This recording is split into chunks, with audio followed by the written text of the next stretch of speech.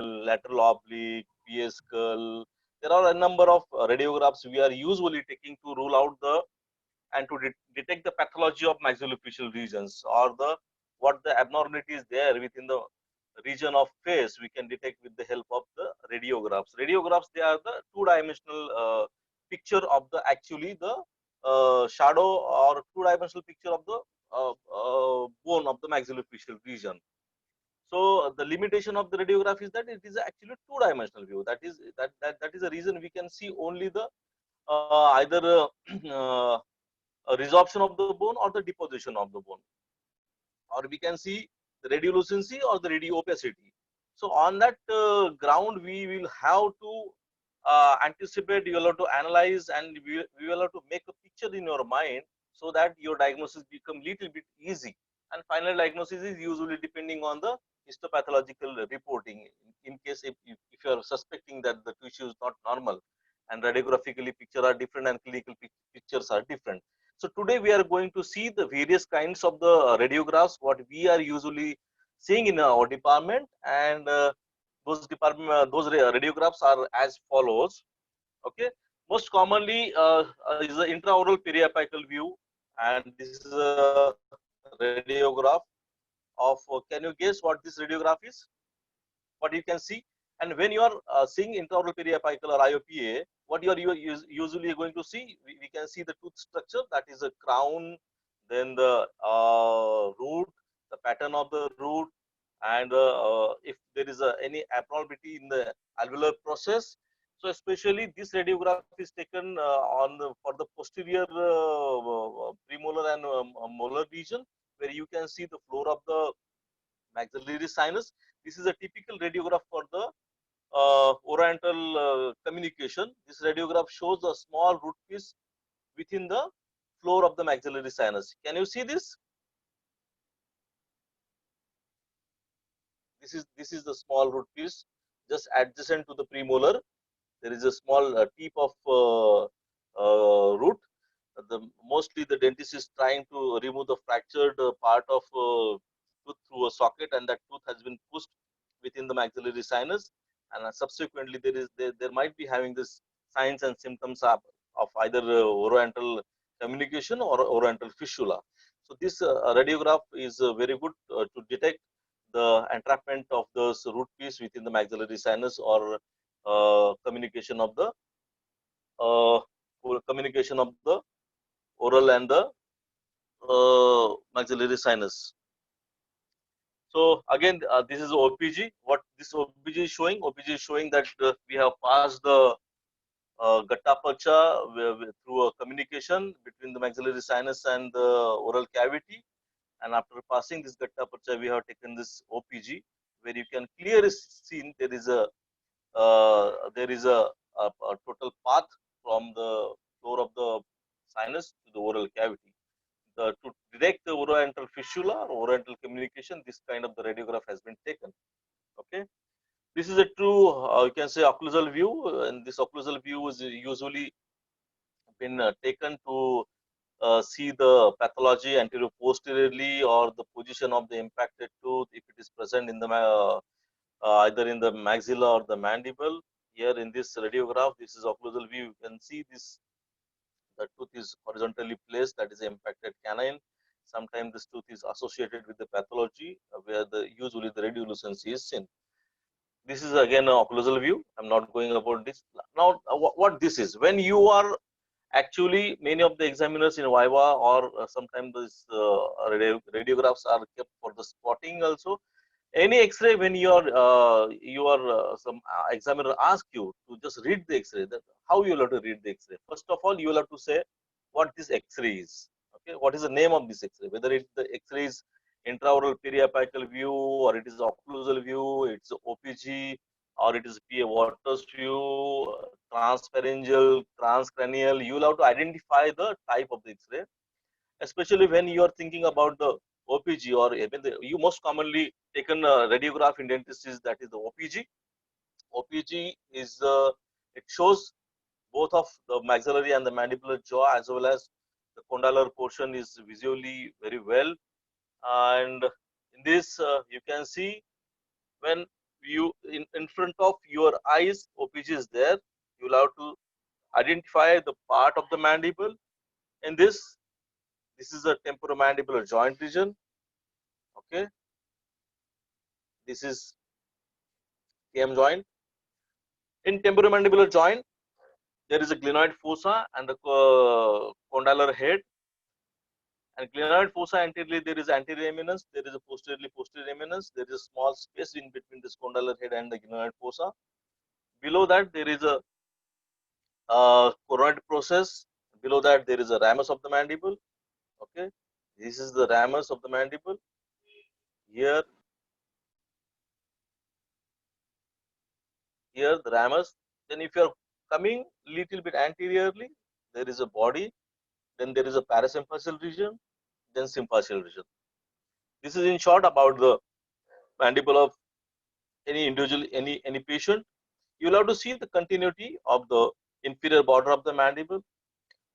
Then and all the anatomical landmarks you will have to see very clearly. Alveolar process, how is the structure of the bone. Okay.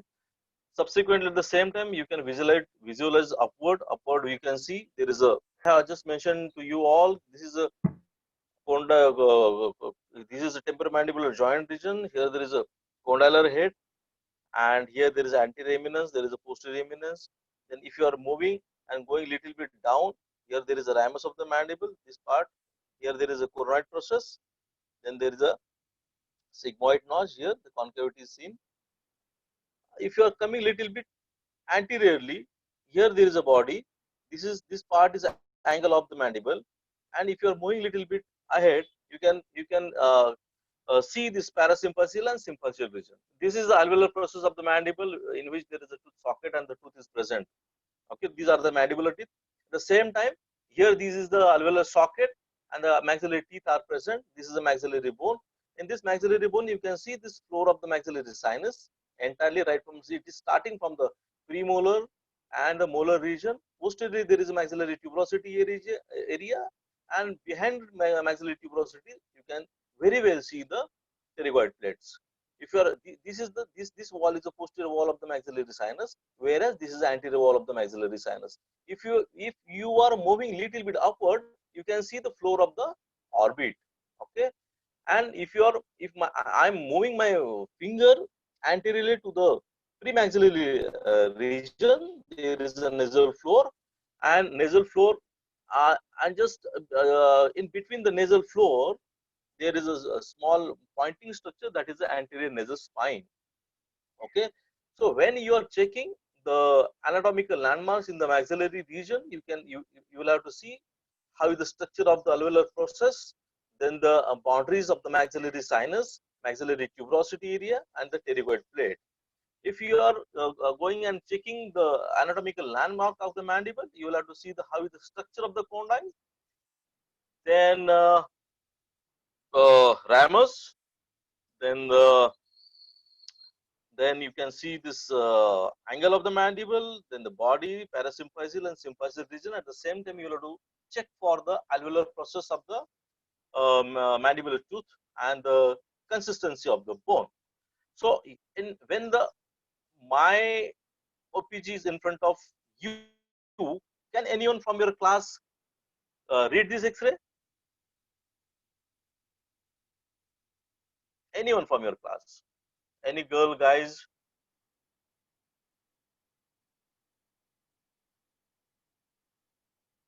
Can you listen to me? Can you? Yeah. Yes. What is your name?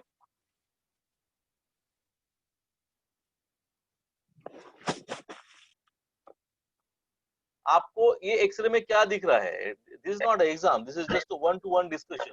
We are just discussing. What you can see in so if you see the structure of the bone, you can see there is a radiolucent kind of lesion over here. You can see. Okay, you can compare this lesion with this other side of the mandible. So this is kind of soap bubble appearance. ये इतना बड़ा bubble दिख रहा है. उसके बाद ये भी एक थोड़ा बबल दिख रहा है. Okay, there is a lesion which has been associated with the impacted tooth.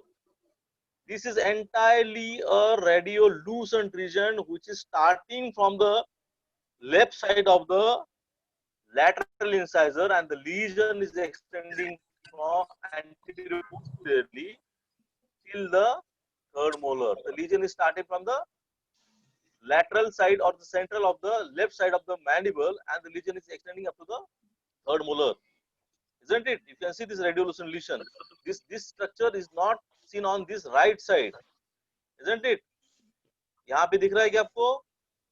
नहीं No, दिख रहा sir. है. No. Here you can see there is a radiolucent lesion, whereas the borders of this lesion is a corticated. Corticated मतलब क्या है? आपको thin radio opaque dense bone दिखता है, जो आपको white line से एक structure दिखता है यहाँ पे. दिखता है कि नहीं दिखता है? एक ये structure है आपका, उसके साथ में posteriorly ये भी associated है. मतलब there are two soap bubble like appearance, or the lesion is associated with the impacted tooth. So can you tell me which is the lesion, or which is the tumor, or what pathological structure are associated with the impacted tooth? Sir, ameloblastoma. Yes, very good. Dentigerous cyst. Dentigerous cyst. Very good.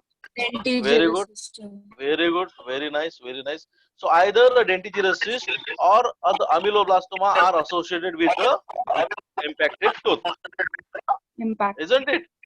Yes, sir. Okay. And the lesion is moving anterior posteriorly. Clinically, the patient could have expansion of the cortical plate as well from the buccal side as well as from the lingual side also. And for the confirmation, you will have to take a biopsy. And then and only then you can go for the final diagnosis. Okay. Is this clear? Is this clear to you all? Yes, sir. Yes, Now, sir. Yes, sir. what this another radiograph is? From your class, who can tell me?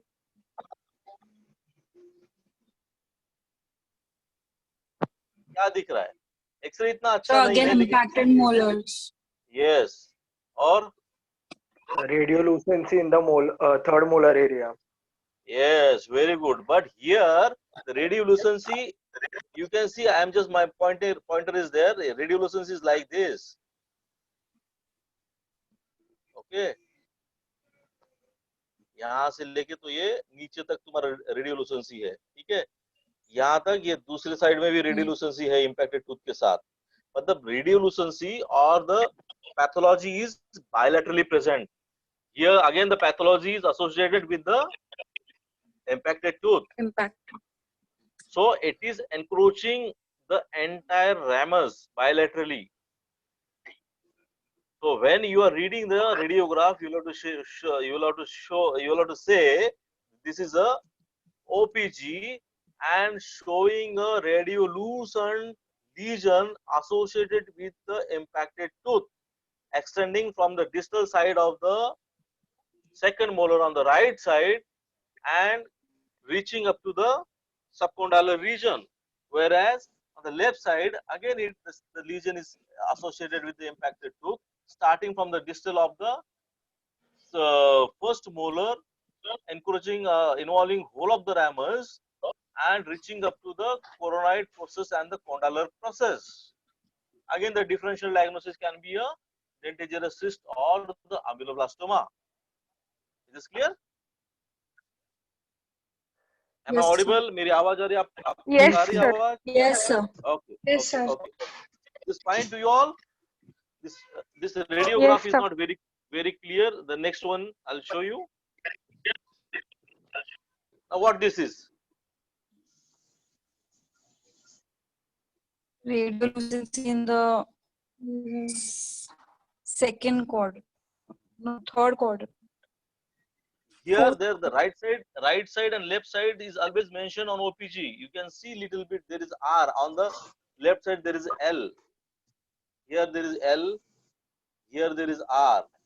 So this is right side. So again here again a soap bubble appearance is there, and it's a benign tumor which is extending from the right canine से लेके तो going posteriorly till the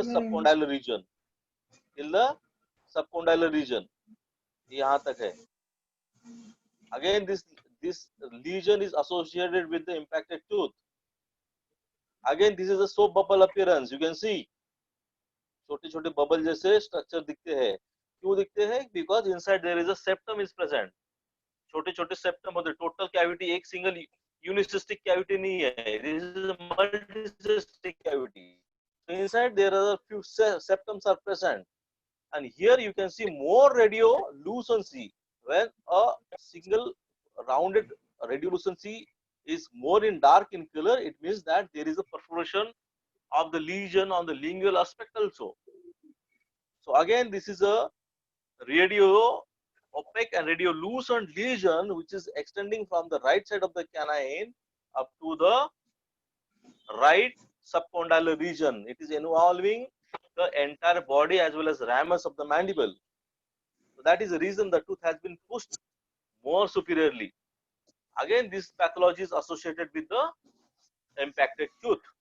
This can be a ameloblastoma, right? Now this is, who can read this? So again, radiolucency is in the fourth quadrant. Yes.